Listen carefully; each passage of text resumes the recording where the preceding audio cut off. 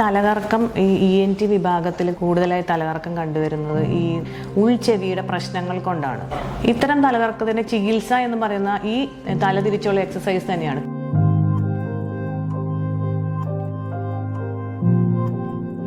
Doctor Ramya Thrissur മാക്കേർ diagnostic and പോളിക്ലിനിക്കിൽ ENT സർജനായി വർക്ക് ചെയ്യുന്നു. ഇന്ന് നമ്മൾ സംസാരിക്കാൻ പോകുന്നത് തലകറക്കം എന്ന വിഷയത്തിനെ കുറിച്ചാണ്.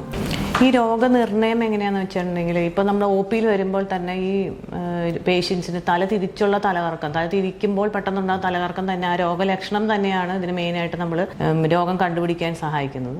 പിന്നെ ഈ OP വെച്ച് തന്നെ നടത്തുന്ന ഒരു ചെറിയൊരു ടെസ്റ്റ്, തല തിരിച്ചിട്ടുള്ള ഒരു പൊസിഷണൽ ടെസ്റ്റ് എന്ന് പറയുന്ന ഒരു ടെസ്റ്റ് നടത്തുമ്പോൾ ഈ തലകറക്കം നമുക്ക് കണ്ടുപിടിക്കാൻ കഴിയും. ഇപ്പം നമ്മൾ ഒരു വശത്തേക്ക് തലതിരിക്കുമ്പോൾ ആ വശത്ത് തലകറക്കം വരികയാണെങ്കിൽ ആ വശത്തുള്ള പൊസിഷണൽ വെർട്ടിഗോ അങ്ങനെ നമുക്ക് കണ്ടുപിടിക്കാൻ പറ്റും. ചില പ്രായമുള്ള ആളുകൾക്ക് ഇപ്പോൾ മറ്റസുഖങ്ങൾ കൂടി ഉണ്ടെങ്കിൽ അവർക്ക് ഇപ്പോൾ CT സ്കാനോ MRI ചിലപ്പോൾ ആവശ്യമായി വന്നേക്കാം. ഈ തലകറക്കം കണ്ടുപിടിക്കുന്നത് എങ്ങനെയാണെന്ന് ചോദിച്ചാൽ OP വെച്ച് തന്നെ നമുക്ക് ഈ ENT വിഭാഗത്തിൽപ്പെടുന്ന തലകറക്കം നമുക്ക് കണ്ടുപിടിക്കാൻ പറ്റും. ഇപ്പം നമ്മൾ ഈ രോഗലക്ഷണങ്ങൾ, ഈ തലയുടെ സ്ഥാനചലനം മൂലം പെട്ടെന്ന് ഒരു രോഗിക്ക് ഒരു തലകറക്കം വന്നു എന്ന് പറഞ്ഞാൽ അത് ENT വിഭാഗത്തിലുള്ള തലകറക്കം ആവാനുള്ള ചാൻസ് ഉണ്ട്. പിന്നെ പൊസിഷണൽ ടെസ്റ്റ്, അതായത് തല തിരിച്ചിട്ടുള്ള ഒരു വ്യായാമം, ഒരു ടെസ്റ്റ് നമ്മൾ OP വെച്ച് തന്നെ ചെയ്യും.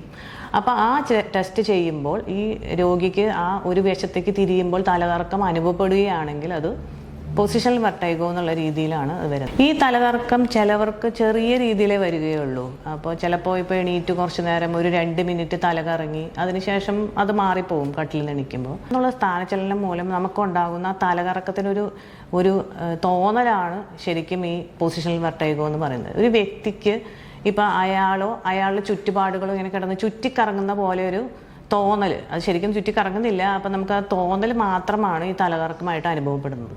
അപ്പം ഇത് ശരിക്കും ഉണ്ടാകുന്നത് എന്താണെന്ന് ചോദിച്ചിട്ടുണ്ടെങ്കിൽ ഈ ഉൾച്ചെവിയുടെ പ്രശ്നങ്ങൾ കൊണ്ടാണ്. ഉൾച്ചെവി പുറത്ത് ഇപ്പോൾ പരിശോധനയിൽ ചിലപ്പോൾ ഒന്നും കാണില്ല, പക്ഷെ ഉൾച്ചെവിയുടെ ഈ ചെറിയ ഈ ക്രിസ്റ്റൽസ് പോലത്തെ സംഭവങ്ങൾ അങ്ങോട്ടും ഇങ്ങോട്ടും മാറുമ്പോഴാണ് ഈ സംഭവം ഉണ്ടാകുന്നത്. ഇത്തരം തലകറക്കത്തിൻ്റെ ചികിത്സ എന്ന് പറയുന്ന ഈ തലതിരിച്ചുള്ള എക്സസൈസ് തന്നെയാണ്. കറക്റ്റീവ് ടെസ്റ്റ് എന്ന് പറഞ്ഞ ഈ തലതിരിച്ചുള്ള വ്യായാമങ്ങൾ കൊണ്ടാണ് നമ്മളിത് ഈ തരത്തിലുള്ള തലകറക്കം ശരിയാക്കുന്നത്. അതും OP വെച്ച് ചെയ്യാവുന്ന ഒരു തരം ടെസ്റ്റ് അല്ല, ഒരു തരം പ്രൊസീജിയർ ആണ്.